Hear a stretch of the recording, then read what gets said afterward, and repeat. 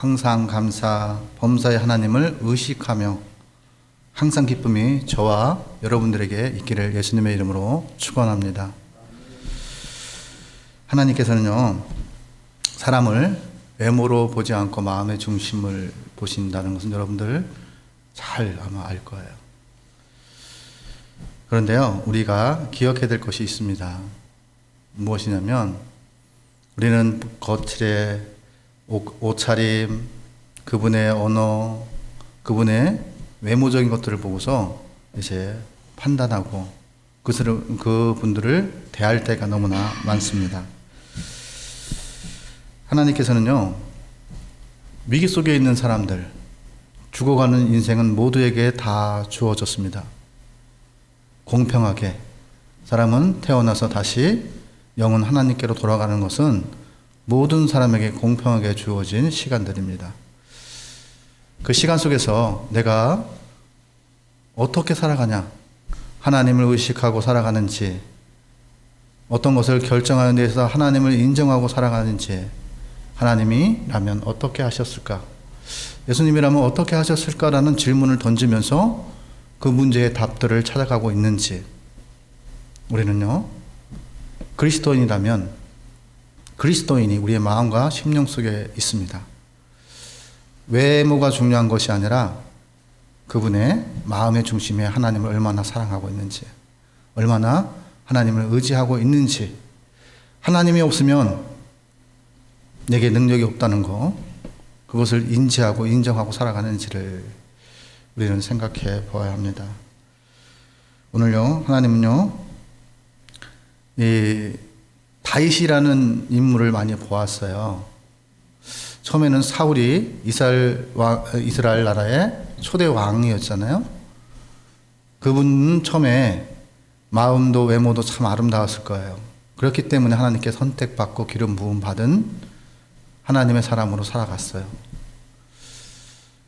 이제 하나님 같은 권위가 세워지고 하나님으로 인하여 그가 왕이 되었고 백성을 다스리는데 그의 마음이 변질이 되었습니다. 그가 초심의 마음이었다면 아마 계속해서 사명을 다하는 그날까지 왕을 유지했을 거예요. 그런데 그의 마음의 중심에 외모상의 문제가 아니에요. 마음의 중심에 하나님을 의지하지 않았고 하나님을 인정하지 않았기 때문에 버림받는 사울이 있었고요. 이대 왕으로 다윗을 선택할 때에도, 하나님의 사람을 선택할 때에도 어떤 것이 있었냐면 다 건장하고 외모가 아름답고 힘이 있고 왕의 품위와 권위가 있는 사람들을, 아들들을 데리고 왔어요. 선택할 때에는 정말 인간적인 입장에서 능력이 있고 외모적으로 건강하고 건장하고 또 왕으로서의 권위와 품위가 있는 그런 사람을 선택하는 것은 당연한 거예요. 인간의 입장에서는 당연한 거예요. 그러나 인간의 힘으로 살아갈 수밖에 없는 사람들이라는 것을 하나님은 아셨어요. 내 능력, 내 힘, 내 재능, 내 물질 가지고 나에게 주어진 상황들을 가지고 살아가는 사람은 그리스도인이라고 할 수 없습니다. 우리는요, 어떠한 것이 있을지라도 명분과 목적을 가지고 살아가야 되는데요. 그리스도인은 예수님을 위해 사고 예수님을 위하여 죽고 예수님 때문에 하루의 삶 속에서도 기쁨을 얻고 그렇게 살아가는 것이 바로 그리스도인입니다. 사도행전 10장 34절 35절에 보면요, 내가 참으로 하나님은 사람의 외모를 보지 아니하시고 각 나라 중 하나님을 경외하며 의를 행하는 사람은 다 하나님께서 받고 깨닫게 하시고 인도하신다고 말씀하십니다. 성경에 보면요, 바리새인과 헤롯 당들이 있습니다. 그들은요, 예수님을 시험하기 위해서 불순하게 그들을 예수님께 이제 질문을 합니다. 그런데 그들이 인정하는 것이 있었어요. 예수님의 의도는 어떠냐면 불순함이 없었다. 어떤 의도와 생각을 가지고 그 사람에게 질문을 했던 바리새인들도 헤롯 당도 예수님이 어떻게 했냐면 마가복음 12장 14절에 예수님은 참되시고 아무도 꺼리지 않는 일이 없으시니 이는 사람을 외모로 보지 않고 오직 진리로서 하나님의 도를 가르침이니라. 바로 예수님께서 사람을 외모로 취하지 않는다는 것을 바리새인들과 헤롯 당들도 인정했다는 거예요. 하나님을 외모로 취하지 않는 말씀은요, 성경에 여러 군데 나옵니다. 그 중에 한 말씀을 한번 보겠습니다. 로마서 2장 9절에서부터 11절까지를 같이 보면요, 하나님께서 악을 행하는 각 사람의 영에는 환난과 공고가 있으리니 먼저는 유대인에게요, 그리고 헬라인에게요. 또 10절에 보면 선을 행하는 사람에게는 영광과 존귀와 평강이 있으리니 먼저는 유대인에게요, 그리고 헬라인에게라. 이는 하나님께서 외모로 사람을 취하지 아니하심이라. 하나님께서 이렇게 말씀하시는데요, 하나님은요 외모로 취하지 않는데 하나님은 기준이 있다는 걸 이야기하는 거예요. 어떤 기준이냐? 선과 악에 대한 기준이 있다. 그 기준이 어디로부터 시작이 되냐? 하나님으로부터 시작이 된다는 걸 이야기해요. TV에 이렇게 보면요, 요즘은 이제 뭐 자유신학 이렇게 하시는 분들도 계시는데요, 누구라고 말은 하지 않겠습니다. 그런데 그분들은 예수님 외에도 다른 길이 있다고 이야기하는 사람들이 있어요.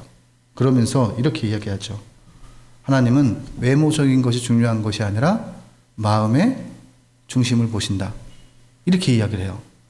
얼뜻 보면 맞는 것 같아요. 근데 말씀에 대한 오해를 하고 있는 거예요. 다른 종교, 이슬람, 멀면 힌두, 불교, 구원이 없냐고 묻자 그들은 어떻게 얘기하냐면 자신도 모른다고 이야기를 해요. 하나님은 외적인 종교나 형식보다는 그들의 마음의 중심을 보신다고 그 이유, 그 말씀을 가지고 말을 해요. 우리는요, 살아가면서 삶의 자리 속에서 이럴 때가 많죠. 교회를 출석하기보다 일을 선택한 적은 없으신가요? 하나님의 교회에 출석이 아니라 하나님의 마음을 중심을 보십니까? 아이들이 교회에 가서 예배를 드리는 것보다 학원에 가라고 하면서 마음의 중심을 보신다고 말씀하신 적은 없으신지요? 말씀을 읽지 않고 기도를 하지 않으면서 하나님은 마음의 중심을 보신다고 말씀하신 적은 없으신지요? 우리는요, 먼 곳을 바라보는 것도 있지만 가까이 저에게 또 여러분에게 각자의 삶의 자리 속에서 정말 마음의 중심, 하나님의 말씀을 오해하고 그렇게 사용하면서 믿음이 마음의 중심에서 있다고 그렇게 이야기하면서 삶은 세상 사람들과 다르게 살아가는, 세상 사람들과 같게 살아가는 그런 사람은 아니었는지를 한번 생각해 보았으면 합니다. 많은 목사님들이 다른 구원의 길이 따로 있다. 그것을 여러분 믿으십니까? 저는 그걸 믿지 않아요. 저는요, 오직 예수님밖에 없다고 생각하는 사람 중에 하나예요. 그리고 예수님 없이는 살아갈 수 없는 사람이고, 예수님 없이는 어떠한 능력도 어떠한 무익한 종일 수밖에 없습니다. 우리에게 주어진 은사를 통해서도 그것을 통해서 하나님이 사용하시는 것은요, 하나님이셔요. 내가 사용하고 싶다고 해서 사용되고 싶다고 해서 사용되는 것이 아니에요. 우리는 하나님의 자녀로서 하나님을 사랑하고 하나님을 의지하고자 하는 그 마음, 간절한 그 마음만 가지고 있으면 나머지는 하나님이 하셔요. 내 마음을 판단하고 내 삶의 믿음 생활을 판단하지 말라, 그렇게 이야기하시는 사람들 중에 하나님은 마음의 중심을 보신다고 그렇게 이야기하시면서 자기가 하고 싶은 대로 말씀을 왜곡해서 전하는 사람들이 있습니다. 우리는 어떠했는가요? 다른 사람을 보기 이전에 우리는 어떻게 살았는가? 우리는 삶의 자리 속에서 그리스도인으로서 어떻게 사명을 감당하고 하나님과 함께 삶을 살아갔는지를 생각해 보아야 합니다. 하나님께서는요, 사무엘 16장 7절에 보면요, 이렇게 말씀하십니다. 여호와께서 사무엘에게 이르시되 그의 용모와 키를 보지 말라. 내가 이미 그를 버렸노라. 내가 보는 것은 사람과 같지 아니하니 사람은 내모를 보거니와 나 여호와는 중심을 보느니라. 우리는요, 예수님을 닮는다면 마음의 중심을 볼 줄 아는 영안들이, 영성들이 있어야 합니다. 제가 이제 이렇게 교회에서 생활을 하다 보면 어떤 분이 이제 교회 주차장에 이렇게 왔어요. 어떻게 오셨냐고 이제 물었더니 제가 이제 작업복 차림으로 이렇게 그 분에게 질문을 했어요. 그랬더니 저를 무시하더라고요. 거기에 대한 반응도 없이 이렇게 얘기하길래 제가 여기 서울 장신교회 안우현 목사인데요. 어떻게 오셨습니까? 다시 그랬더니 사람의 태도가 바뀌었어요. 중요한 것은 그가 어떤 직분을 갖든 어떠한 이치에 있든 어떠한 사람이든 우리가 그렇게 사람을 대하며 살지 않았는지를 한번 생각해 보고 왔으면 합니다. 그분이 신앙이 있는 분이에요. 하나님의 종이 되겠다고 하신 분이고, 그럼에도 불구하고 사람을 예모로 보고 대하는 그의 모습을 보면서 마음이 참 씁쓸했습니다. 우리는요, 오늘 본문을 통해서 보면 하나님은 외모를 보지 않지만 사람은 외모를 본다. 다시 말하면 우리는 하나님이 아니죠. 그렇지만 하나님 앞에 사랑하는 마음으로 상대방을 배려하고 예의를 갖추는 거예요. 우리가 살아가면서 인정하고 싶지 않은 것들, 삶의 자리 속에서 예수님이 보시기에 어떠하실까, 그러한 마음이 없이, 질문 없이 살아가는 것은 방관하는 삶이에요. 내 자신에게도 방관하는 거고 내 자녀에게도 방관하는 거고, 모든 것을 어떻게 해요? 마음의 중심에다가 맞추는데, 정말 내가 하나님을 경외하는 마음의 중심인지, 하나님을 사랑하는 마음에서, 하나님을 의지하는 마음에서 그렇게 이야기했는지는 누구보다도 그렇게 행동하고 말하는 사람이 자신이 잘 알 거예요. 그것이 어디로부터 온 건지, 하나님께로부터 온 건지, 자기의 유익과 자기의 지식으로 인해서 온 건지를 잘 분별하셔야 합니다. 하나님의 기준은요, 선과 악의 기준입니다. 요즘 이제 평등법이라는 것을 많이 이렇게 이야기를 하는데요. 우리가 언제 동성애 하시는 분들 알지도 못했어요. 그들이 누구인지도 알지도 못했고, 그들을 우리가 차별한 적이 없습니다. 그런데 우리가 이야기하는 것은 무엇이냐면 하나님은 죄를 미워하신다는 거예요. 사람이 행할 일이 있고 하지 말아야 될 일이 있다는 것을 통해서 하나님이 가르쳐 주신 대로 살아가는 것이 바로 인간의 본분이에요. 그런데 합법화시키는 거예요. 죄를. 짓고도 그게 죄가 아니다. 우리 인간이 하고 싶은 대로, 인간의 욕구대로 살아간 것이, 이것이 자유다. 그것을 강조하는 사람들이 있어요. 또 그것에 동조하는 사람들도 있어요. 그러니까 예수를 안 믿었으면, 그리스도인이 아니었으면 마음이 그러려니 했을 텐데, 또 그런 분들이 계시더라고요. 예수를 님을 믿는다고 하면서도 죄악까지 우리가 품어야 된다고 생각하시는 분들, 저는 그분들을 어리석다 이야기합니다. 하나님은 사랑입니다. 그러나 죄까지 사랑하지 않습니다. 사람을 차별하는 것이 죄라고 이야기했는데요. 그것까지 사랑하시는 분이 아니셔요. 그것을 돌이키게 하시는 분이고, 여호와께로 돌아와 선한 하나님의 나라를 위해, 선하신 분을 위해서 살아갈 수 있게 인도하시는 거죠.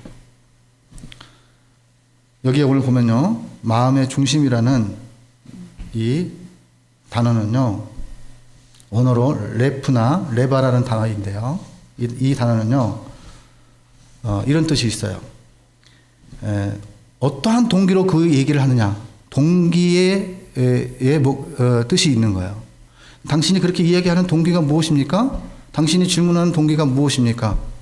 예수님은 그걸 다 하셨어요. 바리새인들과 헤롯 당들이 예수님에게 질문할 때 그들의 마음의 중심에 동기를 보고 말씀하신 거예요.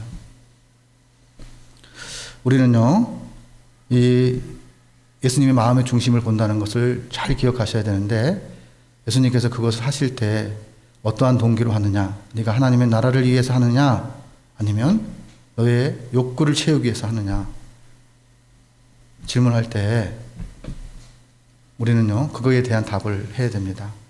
죄를 짓게 되면 하나님께서 그것에 대한 심판을 하셔요. 하나님은 인자도 하시고 긍휼도 하시지만 그에 대한 대가를 물으시는 분이셔요. 여러분, 천국만 우리가 복음을 전하는 것이 천국만 복음일까요? 예수님은요, 지옥도 복음입니다. 우리가 우리에게 많은 시간을 주고 인내하시고 기다리시고 기회를 부여하시는데도 불구하고 돌이키지 않는 분들이 있어요. 하나님을 의지하지 않는 분들이 있어요. 하나님을 의지해 봤어야죠. 하나님을 의지해 보지도 않고 하나님이 없다고 이야기합니다. 그런 사람들이 무엇을 이야기하냐면, 야, 하나님의 시간이 있어. 다 변명하는 거예요. 만약에 아브라함이 우리의 믿음이 없이는 아브라함을 우리의 조상이라 이야기할 수 없습니다. 그런데 그 믿음이 무슨 믿음? 아브라함에 대한 믿음인가요? 아브라함을 사용하신 하나님. 그 아브라함 너머에 계신 그 하나님을 볼 줄 알아야 되는 거죠. 하나님이 아브라함을 통해서 열국의 아비로 사용하시겠다는 말씀을 이루시는 그 하나님을 보셔야 합니다. 다윗을 통해서도 다윗이 이스라엘 백성 중에 위대한 왕이라 할지라도 다윗 같은 왕을 요구한 이스라엘 백성들의 무지를 보시면 하나님의 마음은 어떠했을까요? 우리는요, 눈에 보인 것을만 바라보고 판단하고 결정하고 행동하고, 우리는요, 그래서 예수님의 마음을 품으라는 성경의 말씀을 기억하셔야 합니다. 너희는 예수님의 온유함을 품고 기다릴 줄 알고 인내할 줄 알고 그를 긍휼히 여기고 그를 인도하는 예수님을 닮기를 바라시는 사명들을 우리들에게 허락하셨습니다. 2절에 보면 남난 옷으로 번역된 말은요, 그 사람이 누더기 옷을 입었다든지 세탁을 해야 할 만큼 더러운 옷을 입었다는 의미가 아닙니다. 그는 그의 삶을 나타내는 단순하고 소박한 옷을 입었다는 것을 이야기합니다. 오늘 본문에 안내인이라는 사람이 있는데요, 그 사람은요, 외모적인 것들을 보고서 자리를 안내했어요. 우리는요, 예수님이 모든 사람들에게 공평하게 사랑하셨고 공평한 인생을 주셨고 공평한 삶의 자리 속에서 하나님을 만날 수 있는 기회를 부여하셨습니다. 우리는요, 듣든지 아니 듣든지 전할 것은 전해야 되는데 모든 만물을 가지고 예수를 전해야 되는 거예요. 내 삶의 언어, 오감을 통해서도 예수를 전해야 되고 또 삶의 자리 속에서 우리는요, 전도는 세상 사람들 미련한 것이라 이야기합니다. 그렇습니다. 능력 없고 무능력한 것 같지만 전도를 하고 안 하고의 문제지, 순종하고 안 하고의 문제지, 전도를 해서 열매를 맺게 하고 영혼을 구원케 하시는 것은 하나님의 몫이에요. 우리는요, 인생을 통해서 하나님의 말씀에 순종하냐 안 하는 것을 연단하고 성화의 과정 속에서 이 모든 것이 하나님의 은혜입니다. 그것을 깨달아가고 느껴가는 것입니다. 삶의 자리 속에서 하나님께서 하나님 말씀대로 순종하고 살아가지고자 하지 않는 이들에게 하나님께서 말씀하시는데요, 그 촛대를 옮길 수가 있다는 거예요. 여러분, 인생을 살면서 열심히 살았어요. 열심히 억울한 일도 당하면서 아픈 일도 당하면서 예수님의 말씀대로 살려고 발버둥도 쳐봤어요. 제가 인생을 살아가면서요, 제가 사기를 당해서 정말 노숙자 신세계까지 그렇게 되기까지 내려간 적이 있어요. 하나님 앞에 원망하면서 기도할 때 숨 쉬는 것도 복였고 눈을 뜨는 것도 복였습니다. 아니, 하나님을 믿는데 어떻게 내게 이런 고난과 역경을 주십니까? 그럴 때 우리가 기억해야 될 것은 뭐냐면 내 마음속에는요, 내게 주어진 것을 가지고 의지하며 살았던 내 모습을 발견하게 됐습니다.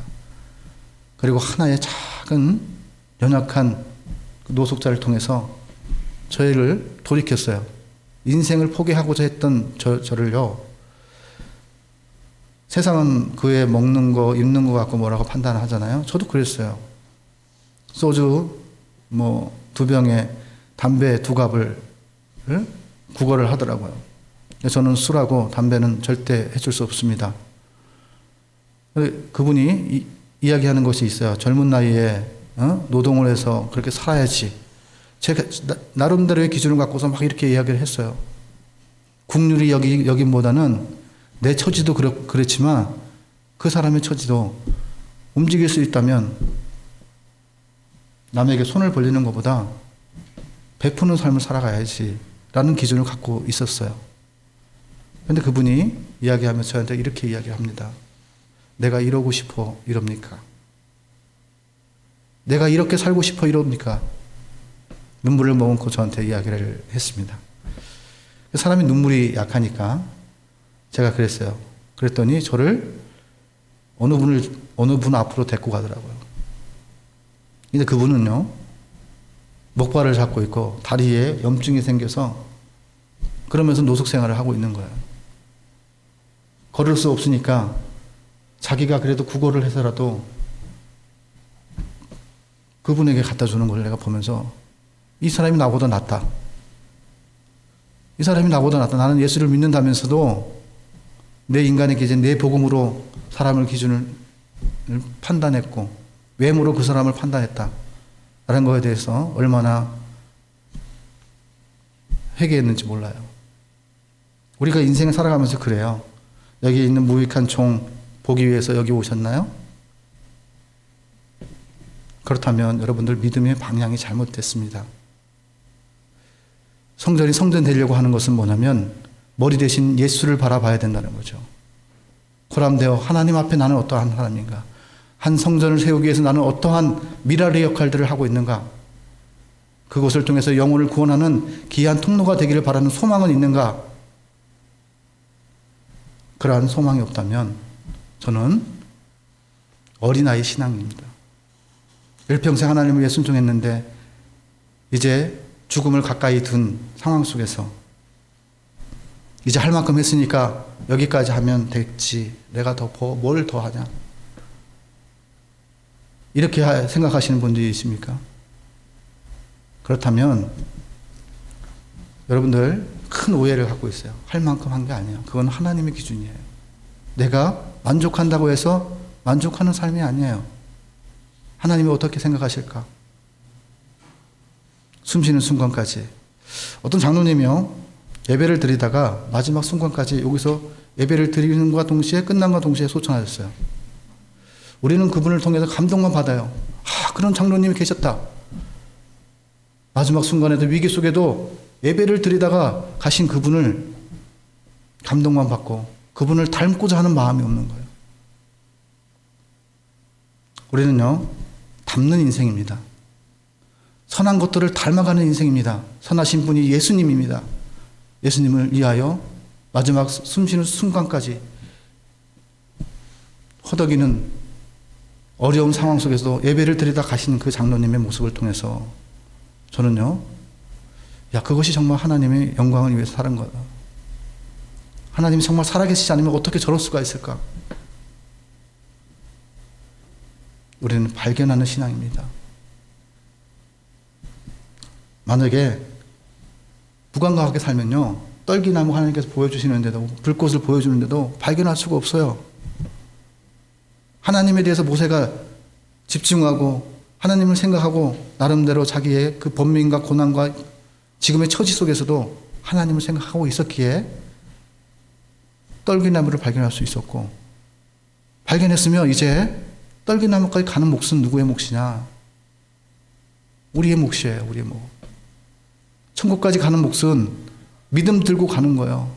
그 믿음은 우리가 하나님을 의지할 때 믿음이 생기는 거예요. 하나님을 사랑할 때 믿음이 생기는 것처럼 예수님이 오늘 편견을 가지고 사람이 외모로 사람을 취하지 않았다는 걸 보면서 우리의 삶의 자리 속에서 만남 속에서 외모와 그 사람의 언어와 그것을 통해 판단하지 말아야 된다. 그것은 죄다고 말씀합니다. 판단의 기준은 누가 한다? 하나님이 하십니다. 하나님의 마음의 중심을 아니까 하나님께 맡기고 우리가 해야 될 일, 주어진 일을 신실하게, 성실하게 하루하루의 삶을 그렇게 살면 하나님께서 이 모든 것을 더하실 일들이 나타납니다. 주는 그리스도 살아계신 그 하나님이 내 삶의 주인이시오, 내 생명의 주인이시오, 내 호흡의 주인이신 그 하나님이 발견되어질 것입니다. 그것이 전도입니다. 작은 것 하나, 미랄과 같은 것이 큰 하나님의 영광과 살아계심 나타낼 수 있음을 여러분과 저는 그렇게 되기를, 삶의 자리 속에서 발견되어지기를 예수님의 이름으로 축원합니다. 기도하겠습니다. 하나님 아버지 하나님 감사합니다. 하나님, 저희는 너무나 무익합니다. 때로는 교만했고 때로는 하나님이 없는 것처럼 행동하고 말하며 살아갔음을 하나님 고백합니다. 이 정도면 됐지, 이 정도만 하면 됐지, 이제 어떻게 하라고 말씀하십니까? 라는 질문을 던지면서 주저주저하며 방관하며 살아갔던 저희의 인생들을 하나님 굽어 살피사 외모로 사람을 취하지 않는 것처럼 우리의 마음의 중심을 보시고 우리의 마음의 중심을 본 것처럼 우리도 이웃의 마음의 중심을 볼 줄 아는 영광과 마음을 허락하여 주시옵소서.